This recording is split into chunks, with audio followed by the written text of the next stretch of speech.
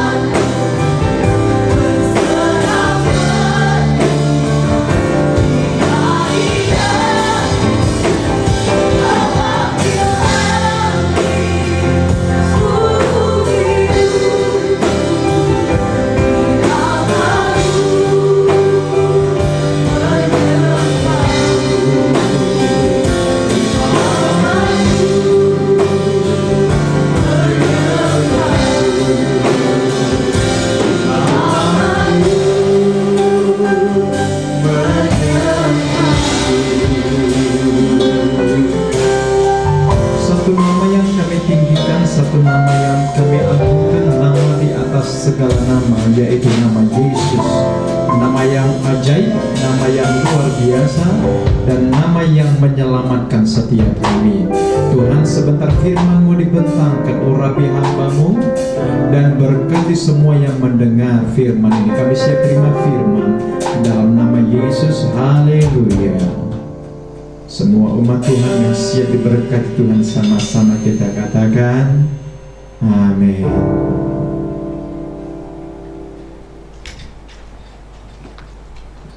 Haleluya.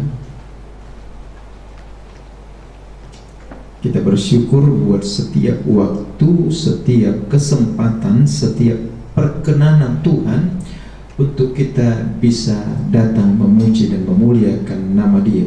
Dan saya mau katakan, kalau Tuhan masih percayakan kita boleh menikmati kasih-Nya, ini anugerah Tuhan yang luar biasa.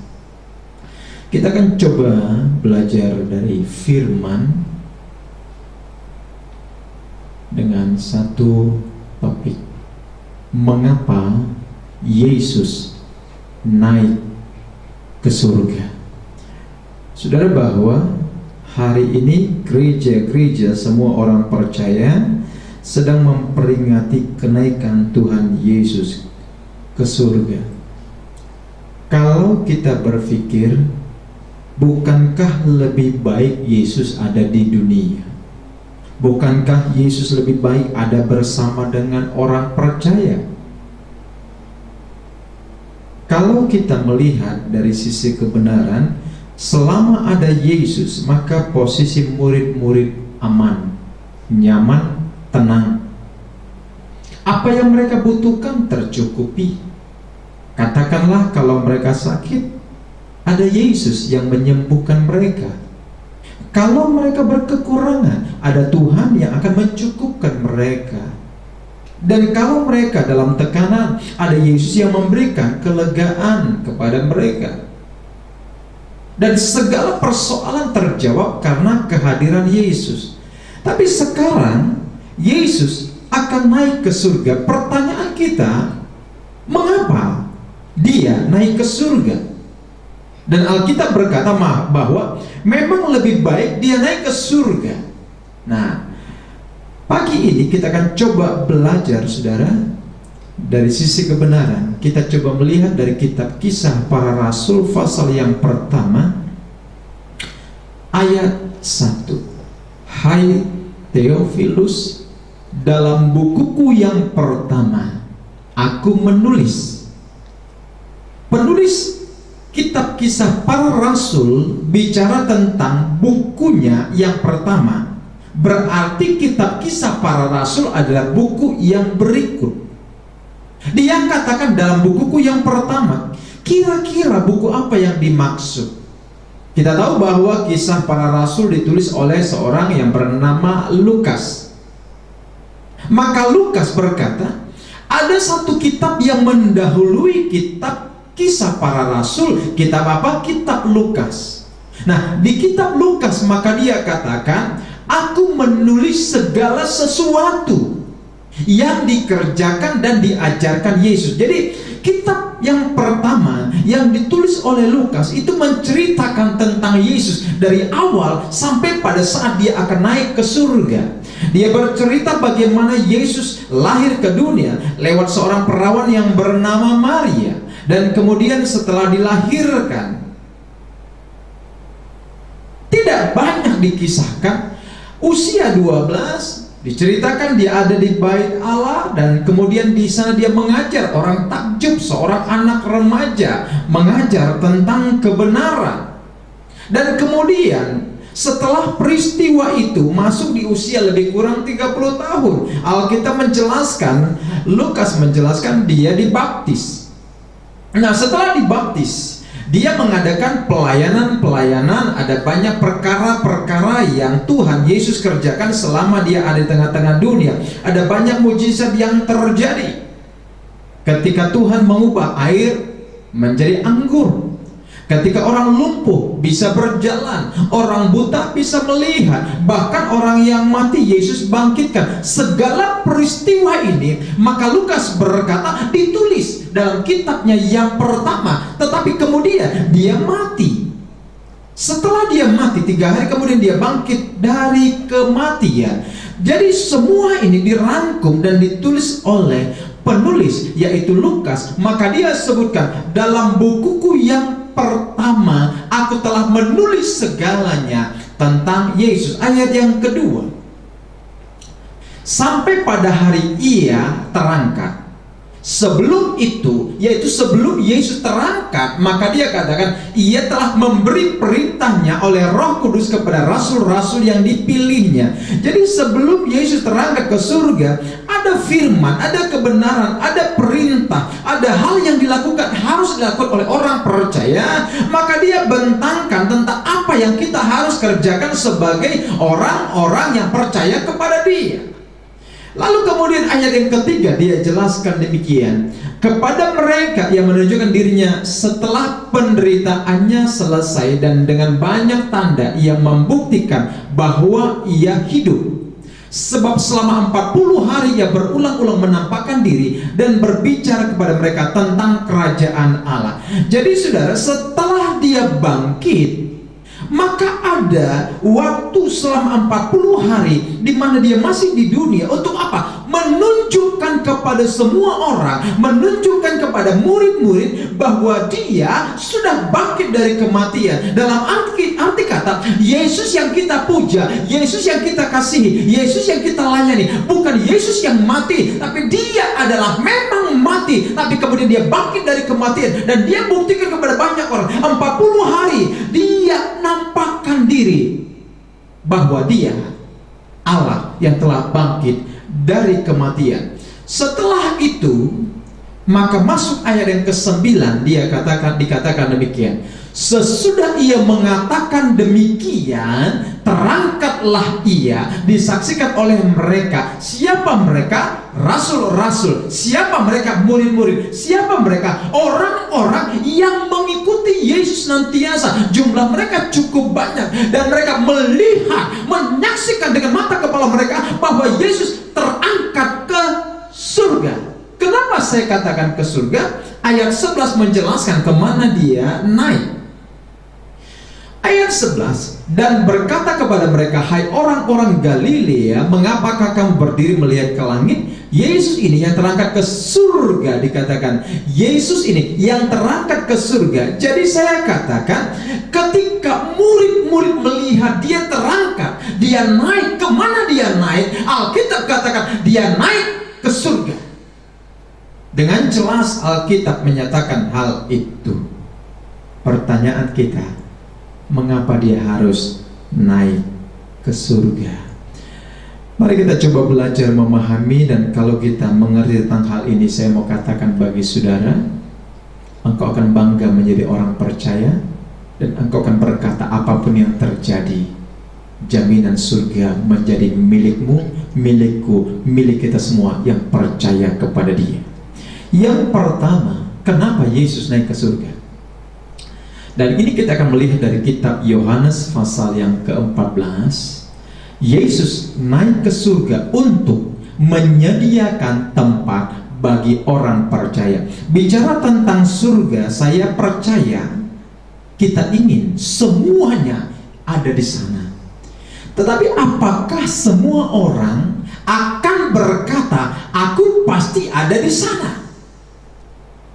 Orang bisa mengklaim bahwa dia akan punya surga, memiliki surga, dan akan ada di surga. Tapi pertanyaan, apakah semua orang akan ada di sana? Dan siapakah yang akan ada di sana? Kita coba melihat ayat yang ketiga, Yohanes 14 berkata demikian. Dan apabila aku telah pergi ke situ dan telah menyediakan tempat bagimu.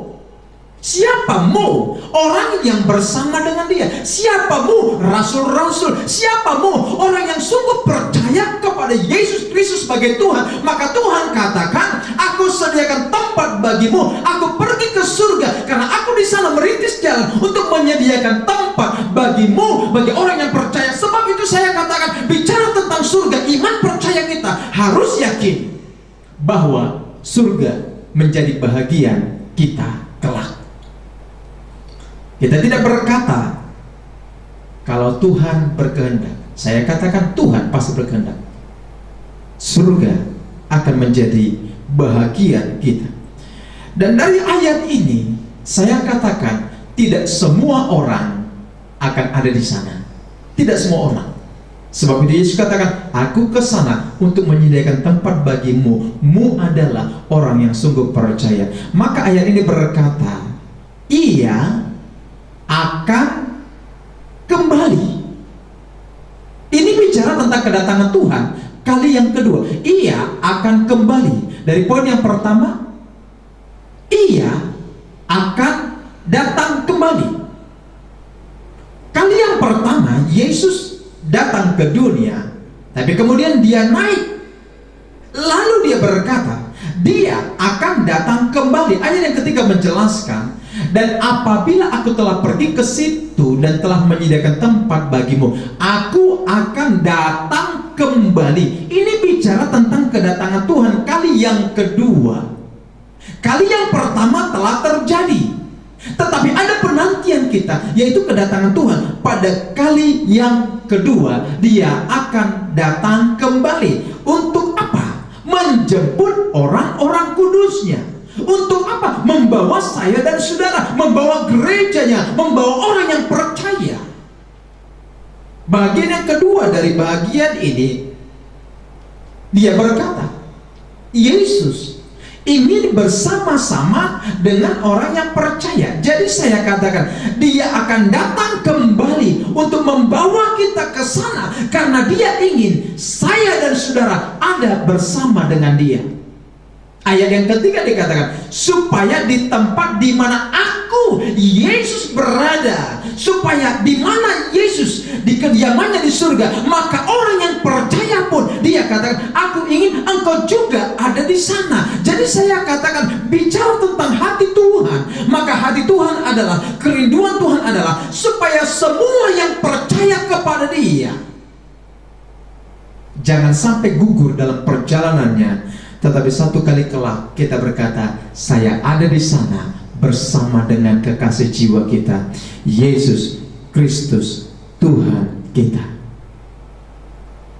Hal yang ketiga, ketika dia berkata dia sediakan tempat bagi kita, kenapa dia berani berkata? Karena dia adalah jalan menuju surga. Ayat 6 berkata demikian. Kata Yesus kepadanya, saya mau katakan, ayat 6 ini tidak seorang pun yang berani berkata, tidak seorang rasul yang berani berkata, tidak seorang nabi yang berani berkata, tidak seorang yang berpengaruh berani berkata, dan siapapun tidak berani berkata ayat yang ke-6. Tapi Yesus berkata, akulah jalan, akulah kebenaran, dan akulah hidup. Maka dia katakan, tidak seorang pun yang datang kepada Bapa. Matius 6 berkata, dalam doa yang diajarkan oleh Yesus, Bapakku yang di surga. Artinya begini, tidak seorang pun datang kepada Bapa dan akan ada di kediaman surga kalau tidak melalui Yesus. Saya katakan ini kepastian iman kita, karena Yesus yang berkata dengan jelas. Sebab itu saya mau katakan, jalan ke surga hanya melalui Yesus. Tidak ada jalan lain, dan tidak ada nama lain, dan tidak seorang pun yang bisa membawa kita ke sana. Kenapa? Karena dia sudah mendahului kita, dan dia tahu jalan ke sana, dan dia tahu tempat itu. Maka dia berkata, aku akan bawa engkau ke sana. Yang kedua,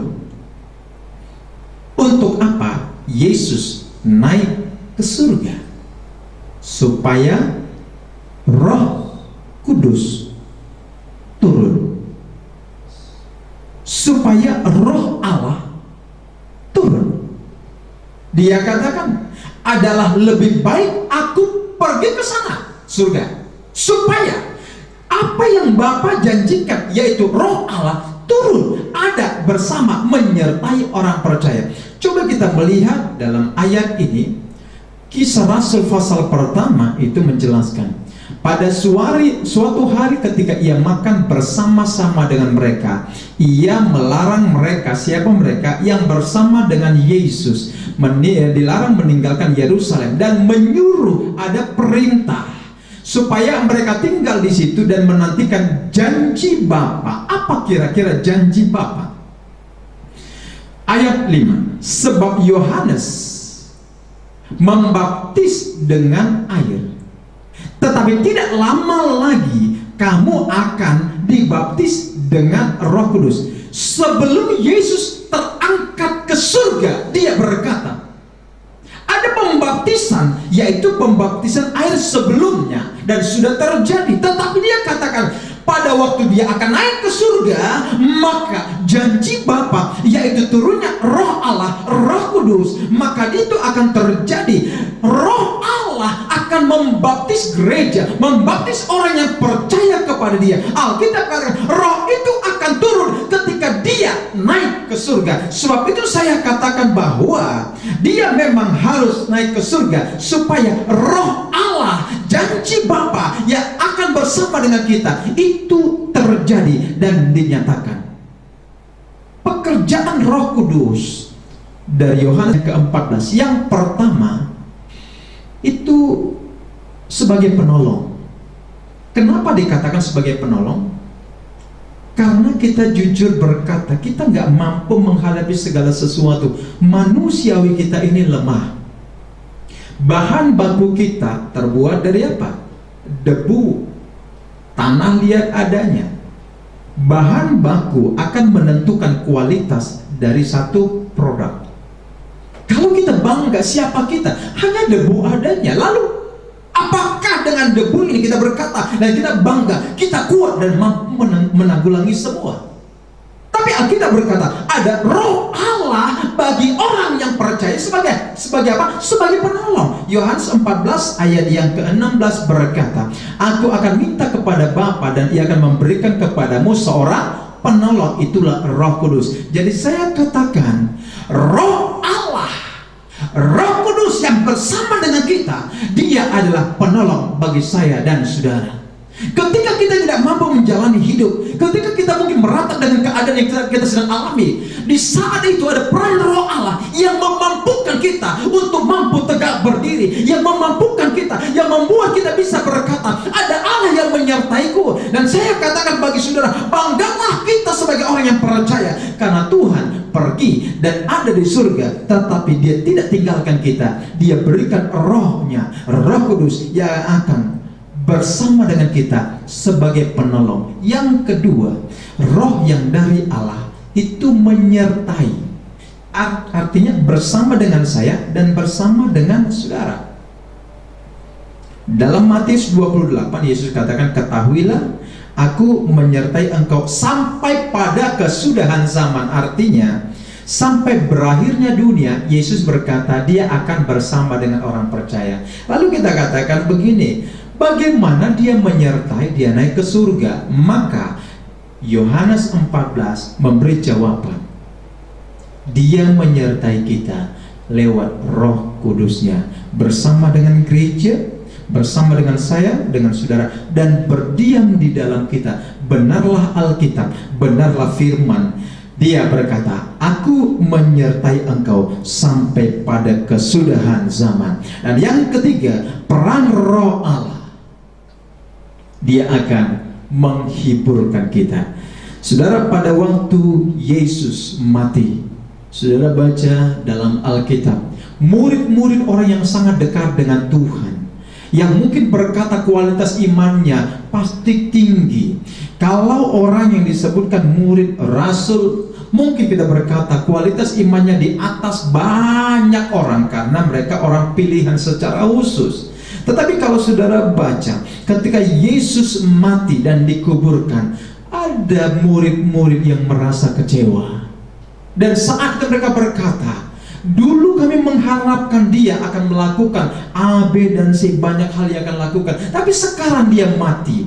Ada kekecewaan. Saya katakan, Di tengah kekecewaan ada roh Allah yang menghibur. Suasana situasi yang terjadi hari ini, mungkin ada banyak orang yang berkata, saya tidak mampu melewati, saya tidak mampu menjalani, situasi ini terlalu sulit, terlalu sukar. Hal yang saya alami kayaknya saya tidak mampu tanggulangi. Tapi saya katakan bagi saudara, engkau tidak pernah berjuang sendiri, engkau tidak pernah berjalan sendiri, engkau tidak harus berkata tidak ada yang menyertai. Tapi Allah berkata ada rohnya bersama dengan kita, dan dia sebagai penolong yang akan menyertai dan dia akan menghiburkan saya dan saudara di tengah apapun yang sedang kita alami. Saudara, peristiwa COVID-19, tidak ada orang yang berpikir akan terjadi seperti ini, dan bahkan tidak ada yang berpikir dan siap kalau menghadapi keadaan yang buruk seperti ini. Tapi saya katakan, percayalah, ada roh Allah, ada Allah yang menyertai kita dengan roh yang sama, Roh Kudus, roh yang dari Tuhan. Dia bukan hanya menyertai, saya percaya dengan roh itu akan kita alami penghiburan Tuhan. Dan kalau ini terjadi, maka ayat yang ke-27 kita tutup firman ini. Yesus berkata, orang-orang yang memiliki roh Allah, orang-orang yang dipimpin roh Allah, orang-orang yang disertai oleh roh Allah, maka dia berkata, damai sejahtera-Ku kutinggalkan bagimu, damai sejahtera-Ku kuberikan kepadamu, dan apa yang kuberikan tidak seperti yang diberikan oleh dunia. Saya katakan, selama ada roh Allah bersama dengan kita, kita akan mengalami, menikmati satu perasaan yang luar biasa indah. Ada damai sejahtera. Maka Tuhan katakan, sebab itu hai orang percaya, jangan gelisah, jangan gentar hatimu. Saya tidak tahu kapan COVID-19 akan berakhir.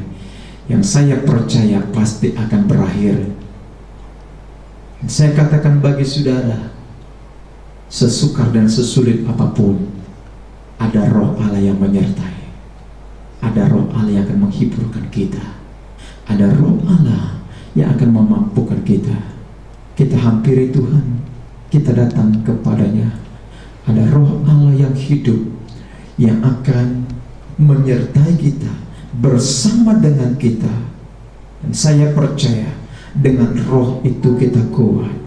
Dengan kekuatan yang datang dari Tuhan oleh roh Allah, saya percaya, saya sangat yakin, keadaan boleh sulit, tapi kita berkata roh yang datang dari Tuhan, janji Bapa, dia akan menguatkan setiap kita.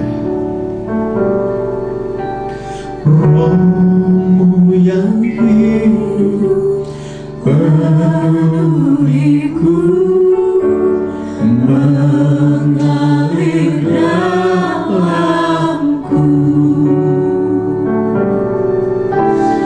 jiwaku tenang bersamamu dalam naunganmu. Ku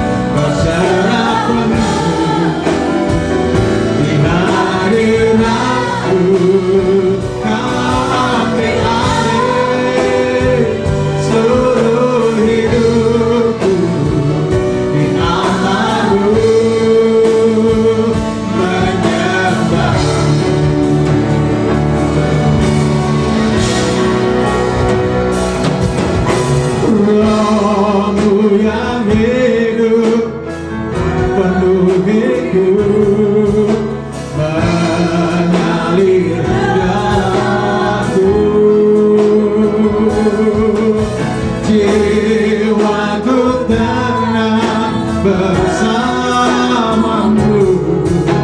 Ya Allah, sama-sama kita berkata, ya Allah, bukan hati terjamahanmu berserah penuh di hadiratmu. Kau ambil alih seluruh hidupku di atasmu. Mari kami buka hati kami ya Tuhan. Ya Yesusku.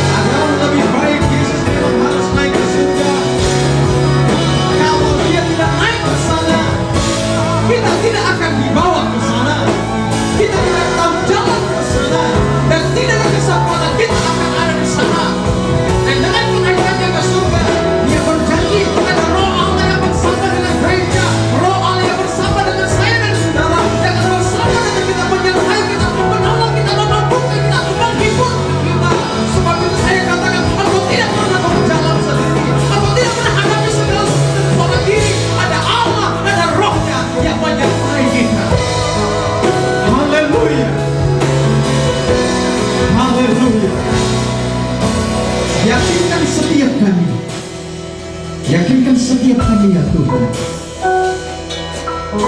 Engkau yang berkata lewat firman-Mu, Engkau tidak pernah membiarkan kami. Kami tidak pernah sendiri. Sebagaimana pada waktu Engkau terangkat ke surga, Engkau berkata, aku akan menyertai engkau sampai pada kesudahan sana. Kami pegang janji itu karena Engkau nyatakan Engkau pergi ke sana, Engkau pergi ke surga, karena ada Roh Allah yang akan diam bersama dengan kami. Sebab itu dengan Roh Allah kami kuat, dengan Roh Allah kami mampu, dengan Roh Allah ada penolong, dengan Roh Allah ada yang menyertai kami, dengan Roh Allah segala sesuatu yang kami alami dalam hidup kami percaya ada penghiburan dari Tuhan. Hiburkan umat-Mu, hiburkan kami semua, dan kuatkan kami Tuhan menghadapi segala sesuatu yang Tuhan sedang izinkan terjadi hari-hari ini. Dan kami percaya kami akan melewati semua ini. Terima kasih Roh Kudus, terima kasih Bapa. Berkati umat-Mu, berkati kami semua. Dan kalau sebentar Tuhan kami akan meninggalkan tempat ini, Roh Kudus menyertai kami yang pulang, juga menyertai rumah-Mu di tempat ini. Pada akhirnya saudara yang kekasih, terimalah berkat dari Allah Bapa, rahmat dan cinta dari Tuhan Yesus Kristus, serta persekutuan dari Allah Roh Kudus menyertai kita dari pagi hari ini sampai selama-lamanya. Yesus datang kali yang kedua. Dalam nama Tuhan Yesus Kristus, semua umat Tuhan yang diberkati Tuhan, sama-sama kita berkata haleluya, amin. Tuhan Yesus memberkati.